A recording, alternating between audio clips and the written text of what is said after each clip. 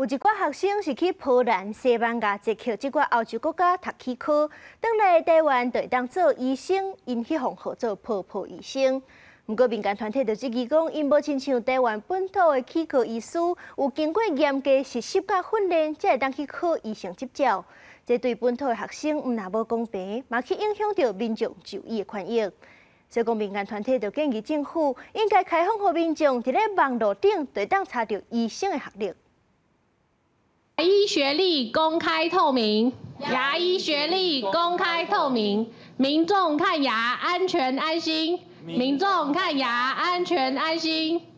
民团甲医生同齐画口号，希望起科医生的学历会当公开透明。比论6月份的时阵，有起科联名请无牌医生引起大众讨论，互人也出是宝宝医生，就是去到外国留学，亲像波兰、西班牙这寡欧洲国家读起科，返来台湾要做医生的人。不过，民团表示，这寡欧洲的起科系入学的标准可能较低，加上因可能无经过实习完整的训练，民团质疑这可能有专业能力的疑虑。他们标榜为自己为先进国家地区的医学系、牙医系学生的毕业生，在回国之后，他们都要拿了自己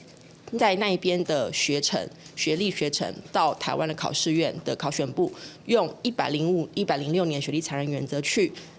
审核他们在国外接受的教育是否与我国的医牙两系的